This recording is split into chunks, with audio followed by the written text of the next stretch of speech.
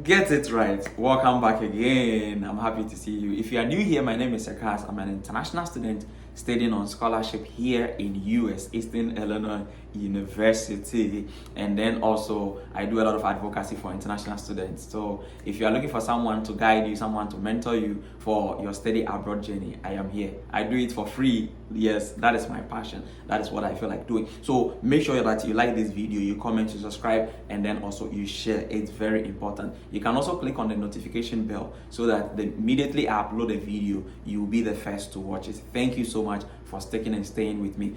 Old subscribers, thank you. I appreciate you. God bless you all. Okay, so today we are talking about something important, and that will be the foundation. That will be the anchor for your study abroad journey. It's very important, and pay attention. Today I want to tell you, I want to guide you how to apply for scholarship or assistantship.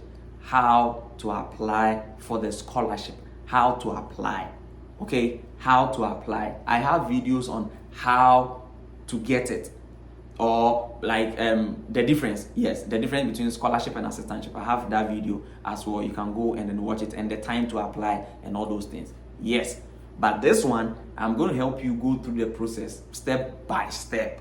This is what you need to start. So 1, 2, 3, fire. Let's get into the video. Get it right, respond. Get it right, respond. You can do it too. Comment that one. Comment, you can do it too. I want to see your comment. You can do it too. Comment that one for me. Thank you so much. So let's get in. What do you need for your assistantship or scholarship application? The first thing that I will advise you to do in your search, in your quest of searching for school, please reach out, send cold email, reach out to the program coordinator, the program advisor, whoever is in charge of the program that you want to apply, maybe communication, nursing, data science, information, whatever that you want to apply. Send an email to the professor and ask the professor, is the program funded? Do you have funding for the program? That is one thing that you should be looking at. Ask the professor, do you have funding for this program? If the response, and then also add in that email that what are the requirements? What are the requirements for funding? I ask this because some schools have admission GPA qualification and then scholarship GPA. So for example, here at Eastern Illinois University, before you can get admission, your CGPA should be 2.75. 2.75. That's what your CGPA should be. But to get scholarship or to get assistantship, teaching assistant, research assistant, or administrative assistant, I am here as a teaching assistant. That is what I do. To get any of these three, your CGPA should be 3.0, 3.0, 3.0. That is what you should have. So if you don't have it, you may not get it, or you might not get it. But then it doesn't mean you can. It depends on your CV and other things as well. So pay attention. Okay, so what do you need for the application? So if you send the email, you reach out to the professor, and then the professor is able to confirm that yes, we have funding for the program and all those kind of things. What you then have to do is this. Make sure that you build a good CV. Listen, you build a very good, creative, compelling CV. Yes, and that CV should be heading towards, or should be prepared towards, what you're applying for. There are two different kinds of CV. We have working CV and then academic CV. I am not talking about your working CV. I'm talking about academic CV. So the academic CV will catalog all the things that you did whilst you were in school, whilst you were doing your undergrad. Everything. Maybe you were SRC president, or maybe you were SRC executive, or maybe you were dining hall prefect, or maybe you were like whatever that you did on campus. Make sure that all those things feature on your CV. Look, every course that you took and some of the performances you did, make sure your research work, some of like the brilliant and excellent papers that you wrote during your undergraduate studies, Charlie, put all those things on your CV. Some trips, some academic trips that you took, put all those things. Your contribution to academia, that is what the committee, the admission committee or the scholarship committee want to see. They want to see how competitive your application is. So you must keep in mind that you are competing against people from all over the world. So your application must stand out. So one, starting with your CV, make sure your CV is well arranged. This is free. Google is your friend. Go to Google how to write academic CV.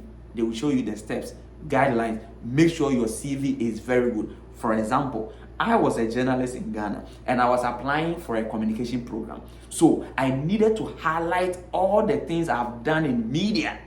And then also I was able to highlight some of the research work I did. Look, leverage on your project work. Those of you watching me from Ghana and Nigeria, we have something that we call project work. Leverage on it.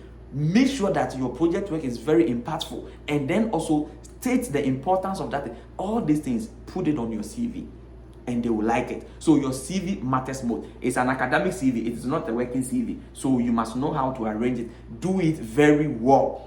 Look, leverage on your work experience, leverage on your academic performance, and use it to win scholarship. Use it to win assistantship.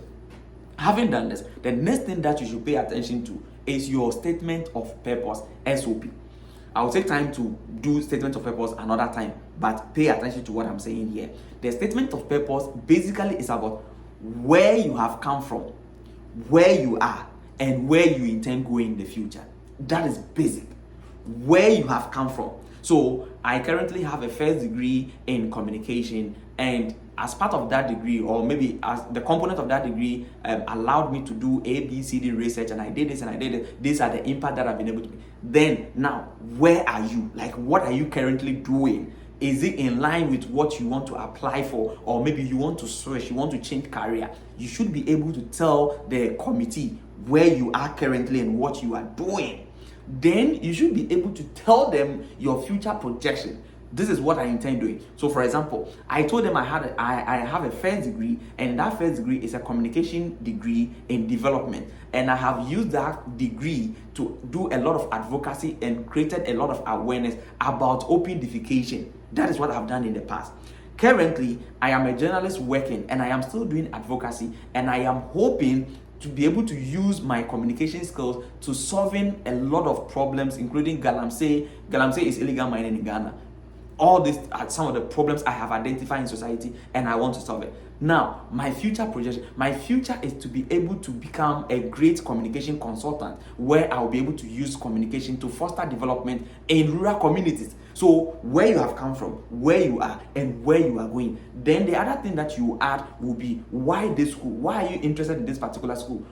Some of the professors, some of the program structure. You can use different excuses. Put all these things in there, and then also, how are you going to contribute to the faculty, the department? What are you bringing on board? What do you have?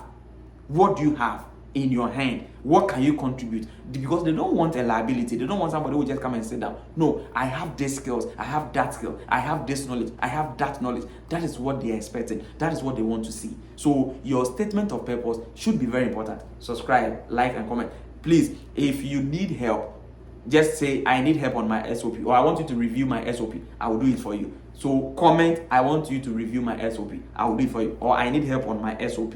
I will do that one for you. And say, I will do it right. I will get it right. Yes, comment that one. I will get it right.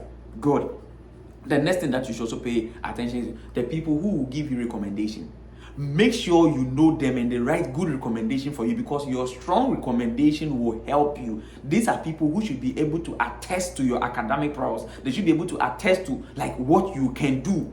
So make sure that the professor who is going to give you recommendation, you know the person. If possible, you yourself write the recommendation and give it to the professor and tell the professor that, please, this is what I have. I would like you to edit it. I would like you to amend it, and then if possible, add something to it before you submit it. It's not like you are being rude, but you are just trying to introduce yourself better to the professor. Do you get it? So please make sure the people who are going to write your recommendation, you know them very well and they are doing it for you. The last thing that I'll tell you is apply on time.